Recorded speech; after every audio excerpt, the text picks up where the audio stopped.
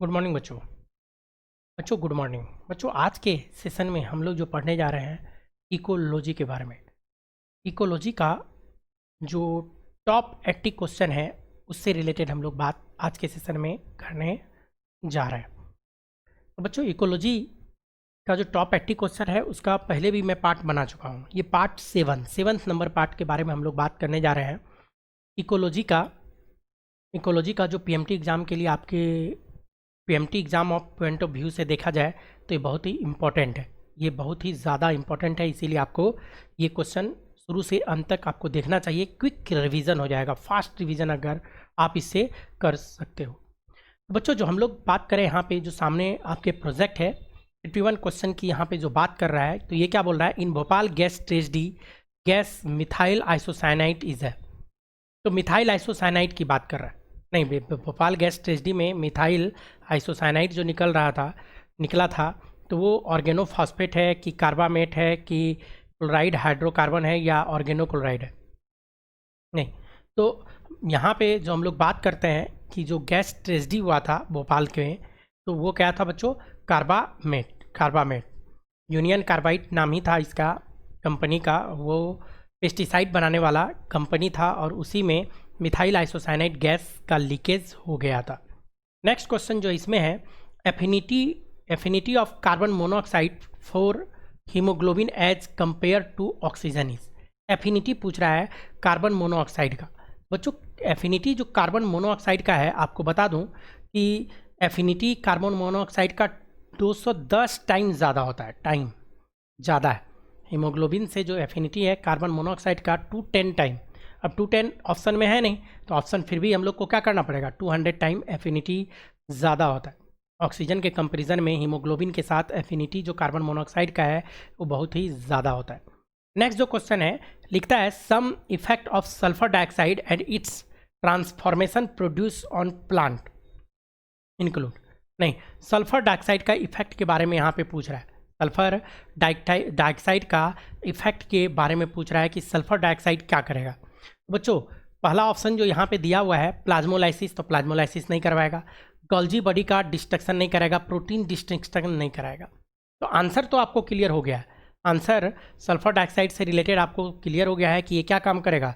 Chlorophyll का destruction करवाएगा, chlorophyll का डिस्ट्रक्शन कराएगा। तो आपको बता दूं कि जैसे जैसे हम लोग जो क्लोरोफिल के डिस्ट्रक्शन की बात करते हैं, तो आपको अच्छे से पता है कि प्लांट में chlorophyll A and chlorophyll B दोनों प्रेजेंट होता है। सल्फर डाइऑक्साइड का जो ज़्यादा इफेक्ट होता है वो क्लोरोफिल ए पे होता है। क्लोरोफिल ए पे ये ज़्यादा इफेक्ट करता है सल्फर डाइऑक्साइड। अगर सल्फर डाइऑक्साइड का कंसनट्रेशन अगर हम लोग 500 ppm पे डाल दें सल्फर डाइऑक्साइड का SO2 का, तो आपको बता दूं क्लोरोफिल ए जो है पूरी तरह से डिस्ट्रक्ट हो जाएगा।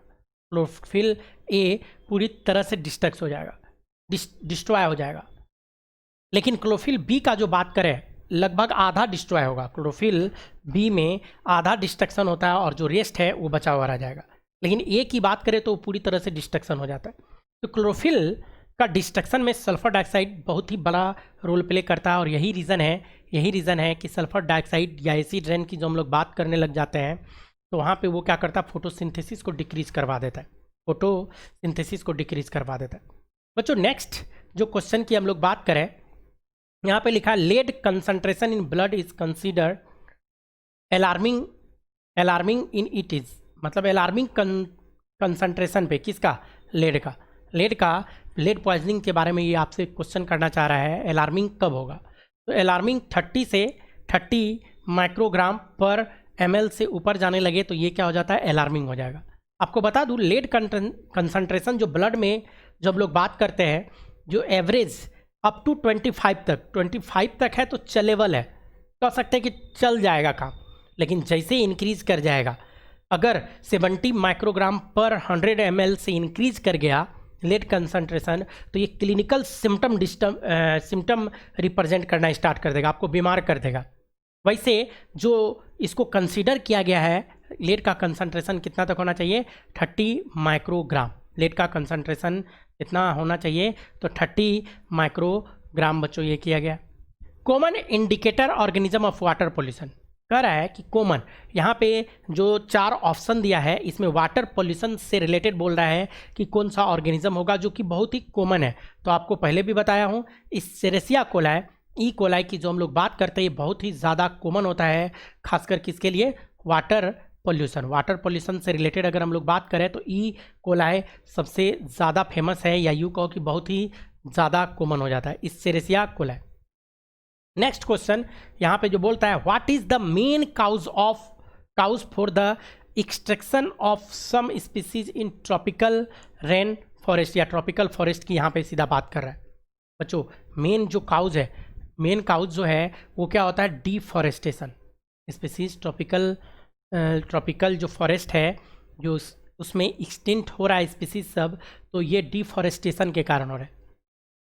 नहीं तो डायरेक्टली बात करो या इनडायरेक्टली, तो डिफॉरेस्टेशन जो है ये मेन रीज़न होता है, लेकिन डिफॉरेस्टेशन के अलावा भी कुछ रीज़न है, जैसे सॉइल इरोजन के कारण हट सकता है, नहीं फ्लड अगर बार बार आ रहा है उसके कारण बहुत सारा स्पीसीज वहाँ हट सकता है, अगर सूखा पड़ गया उसके कारण हो सकता है, अगर पोल्यूशन इंक्रीज कर दो उसके कारण हो सकता है। नहीं तो मेजर जो रीज़न है बायोडाइवर्सिटी लॉस का वो तो होता है डिफॉरेस्टेशन, इसीलिए आंसर क्या गया यहाँ पे, डिफॉरेस्टेशन।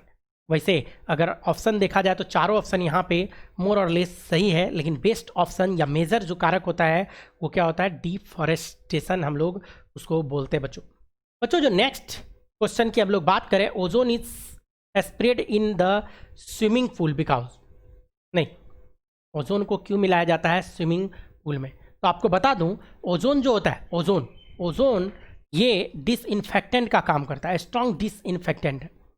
ये जो ओजोन की बात कर रहे हैं ये क्या होता है, डिसइंफेक्टेंट होता है।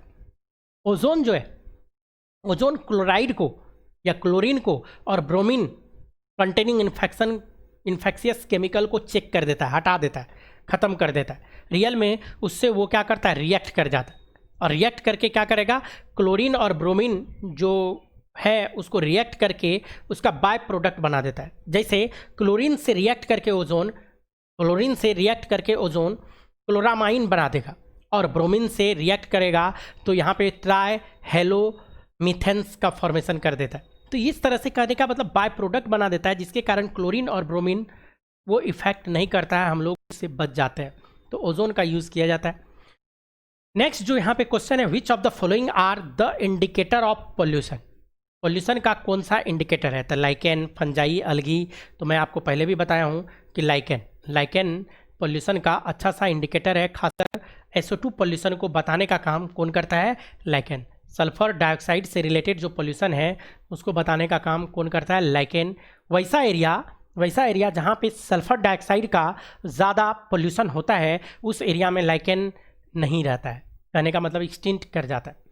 नेक्स्ट जो क्वेश्चन यहाँ पे है, ये pollutant can best defined as, नहीं तो पोल्यूशन को हम लोग क्या बोलते हैं, पोल्यूशन का डिफिनेशन होता है any change in normal state.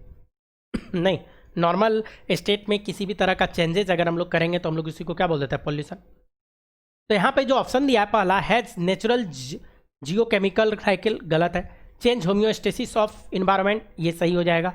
लेकिन आगे अगर हम लोग देखें, और disturb natural flora of the place और become stable in ecosystem forever, नहीं तो आंसर बी आंसर जाएगा, क्योंकि ये होम्योस्टेसिस ऑफ इन्वायरमेंट को डिस्टर्ब करने का काम करता है, और जैसे होम्योस्टेसिस ऑफ इन्वायरमेंट डिस्टर्ब होगा तो हम लोग बोलेंगे कि पोल्यूट हो गया, पॉल्यूशन हो गया।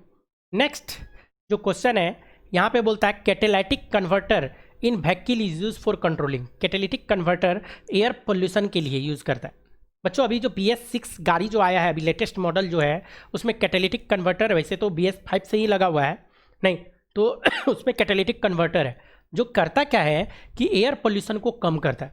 जो एग्जॉस्ट निकलता है, जो इमिशन निकलता है, नहीं उसमें जो टॉक्सिक गैसेज निकलता है, उसमें जो पोल्यूटेंट निकलता है उसको क्या करता है, उसको चेंज कर देता है या कन्वर्ट कर देता है, ताकि वो ज़्यादा टॉक्सिक ना हो पाए, उसको लेस टॉक्सिक में कन्वर्ट करवा देता है। नेक्स्ट क्वेश्चन की अगर हम लोग बात करें, यहाँ लिख रहा है, it is said the Taj Mahal may be destroyed due to, Taj Mahal का डिस्ट्रक्शन।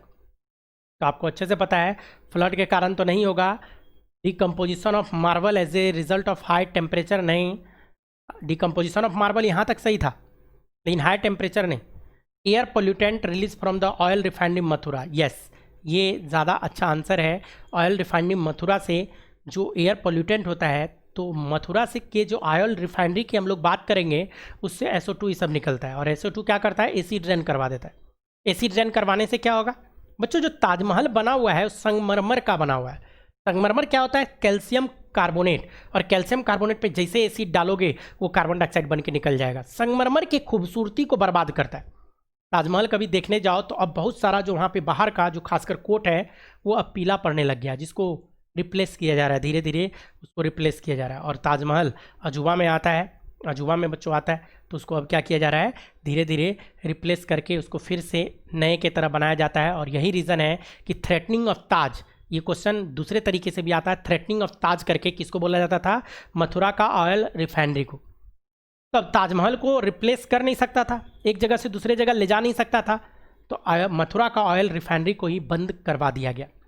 नेक्स्ट जो क्वेश्चन है, green house effect refers to, green house effect क्या करेगा, ये ग्लोबल वार्मिंग करता है, तो कूलिंग ऑफ अर्थ तो नहीं होगा, trapping of UV ray, green house gas नहीं, प्रोडक्शन ऑफ सीरियल नहीं, वार्मिंग ऑफ अर्थ, पूरा ग्लोबल वार्मिंग करवा देगा नहीं। ग्रीन हाउस गैस इफेक्ट के कारण ग्लोबल वार्मिंग वाला कंडीशन जनरेट हो जाता है। Air pollution is not cause by, air pollution is not cause by, किसके द्वारा काउज नहीं होता है, तो पॉलन ग्रेन काउज करता है। हाइड्रो इलेक्ट्रिक पावर, हाइड्रोलॉजिकल ये नहीं, यही आंसर जाना चाहिए, लेकिन आगे देख लें, इंडस्ट्री के द्वारा काउज होता है, ऑटोमोबाइल के द्वारा काउज होता है, तो क्या आंसर जाएगा, हाइड्रो इलेक्ट्रिक पावर, जो कि एयर पोल्यूशन काउज नहीं करता है। नेक्स्ट जो क्वेश्चन है यहाँ पे, photochemical smog pollution, pollution does not contain, photochemical smog में कौन सा पोल्यूटेंट है, कौन सा पोल्यूटेंट है जो नहीं होता है, तो बच्चों मैं बार बार बताया, पान होता है, नाइट्रोजन ऑक्साइड होता है, ओजोन होता है, मतलब कार्बन डाइऑक्साइड उसमें फोटोकेमिकल स्मॉग में हम लोग बात नहीं करते हैं, तो कार्बन डाइऑक्साइड उसमें फोटोकेमिकल स्मॉग में नहीं होता है, ऐसा आप बोल सकते हो। नेक्स्ट जो क्वेश्चन के बारे में बात करें, यहाँ पे क्या लिखता है, eutrophication is the result of, eutrophication, तो जैसे यूट्रोफिकेशन होगा तो न्यूट्रिएंट बढ़ जाएगा, न्यूट्रिएंट बढ़ेगा तो वहाँ अलगी तेजी से ग्रो करने लगेगा, बोले तो अलगल ब्रूम हो जाएगा, तो ब्रायोफाइट्स नहीं, अलगी बढ़ता है नहीं, तो जिम्नोस्पर्म नहीं, ट्रेडोफाइट्स ये सब नहीं, अलगी का बढ़ना होता है बच्चों। ओजोन लेयर इज यहाँ पे डिप्लेटेड बाय, नहीं, ओजोन जो पतला हो रहा है या डिप्लेट हो रहा है किसके कारण हो रहा है बच्चों, ओजोन के डिस्ट्रक्शन में जो रीड रोल प्ले करता है CFC, क्लोरोफ्लोरोकार्बन, मीथेन और N2, मेन आंसर तो यही जाएगा। लेकिन जरा सा इसमें बात करते हैं ओजोन के डिप्लेशन पे, आपको बता दूं CFC जो होता है क्लोरोफ्लोरोकार्बन, जो बात करें 14% रिस्पॉन्सिबल होता है ओजोन के डिप्लेशन में। अगर हम लोग बात करें नाइट्रोजन ऑक्साइड का, नाइट्रोजन ऑक्साइड की जो बात करें तो यहाँ पे ये कितना होता है, 3.5% रिस्पॉन्सिबल होता है ओजोन के डिप्लेशन में। मीथेन ये सब की जो बात करें, मीथेन, हेलोजन, ये सब भी क्या होता है कि ओजोन के डिप्लेशन में लीड रोल प्ले करता है, ये भी लीड रोल ओजोन के डिप्लेशन में ये सब जो है लीड रोल प्ले करने का काम करता है।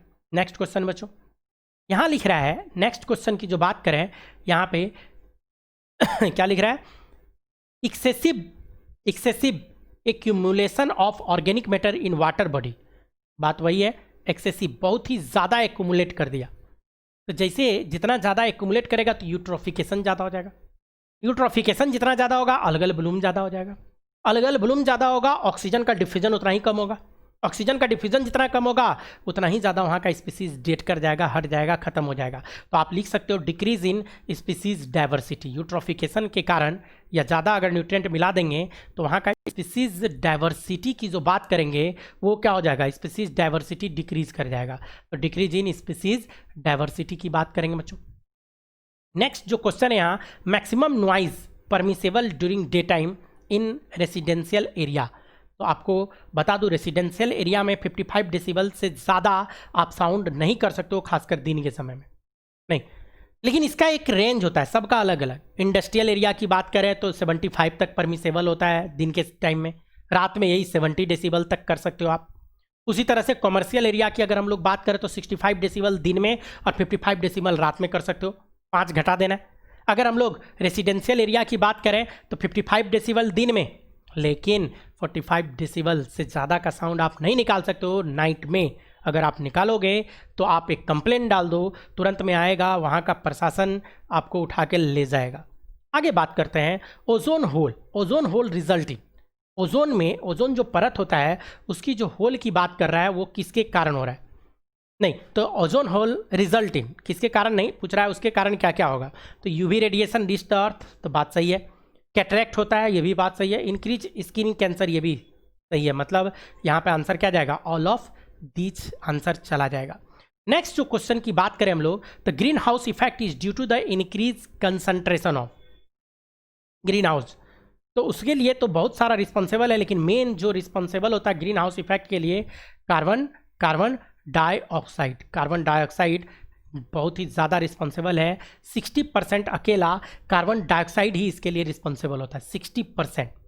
नेक्स्ट जो क्वेश्चन है, example of regional pollution are, नहीं रीजनल यहाँ पे जो पोल्यूशन है उसका एग्जाम्पल एसिड रेन, तो सही है। स्मॉग, ये दोनों सही है। नन ऑफ दिस तो जाएगा नहीं, दोनों सही है, तो यहाँ पे बोथ ऑफ दिस आंसर चला जाएगा। नेक्स्ट जो क्वेश्चन आपको दिख रहा है यहाँ पे, chlorofluorocarbon are not recommended to be used in refrigerator because they, chlorofluorocarbon CFC को यूज नहीं किया जाता है, रिकमेंड नहीं किया जाता है। क्यों? क्योंकि वो डिप्लेट कर रहा है ओजोन को। बच्चों क्लोरीन ओजोन का दुश्मन होता है, क्लोरीन ओजोन का दुश्मन होता है। ये जो CFC की बात करें, शुरू में इनिशियल कंडीशन की जो बात करें तो आपको बता दूं, यहाँ पे जरा सा आपको जानना चाहिए, इनिशियल में फेरॉन का यूज़ किया जाता है, फेरॉन FRE। शुरू में जो यूज़ किया गया, शुरू में जो यूज़ किया जाता है, नहीं फेरियन का यूज़ किया जाता था। इसमें फेरियन गैस का यूज़ किया जाता था कूलिंग के लिए, कूलिंग। तो AC में भी यूज़ किया जाता था और रेफ्रिजरेटर में भी यही गैस का यूज़ किया जाता था। क्यों यूज़ किया जाता था फेरॉन का? कि ये फ्लेमेबल नहीं होता था, मतलब कह सकते हो आप नन फ्लेमेबल होता था। नहीं, क्या होता था? नन फ्लेमेबल होता था, मतलब ये फ्लेम नहीं करता था। लेकिन आपको बता दूं, ये जो फेरॉन है तो इसी से CFC क्या करता है, वो डिप्लेट करता चला जाता है। ओजोन जो है, हमारा जो ओजोन है, ओजोन को क्या करता है, वो डिप्लेट करता चला जाता है। अब इसके जगह इसको रिप्लेस किया, फेरॉन को रिप्लेस कर दिया गया। आज के डेट में फेरॉन के जगह दूसरा यूज़ किया जाता है। क्या यूज़ किया जा रहा है? HFC, या हम लोग इसी को बोलते हैं हाइड्रो फ्लोरो कार्बन।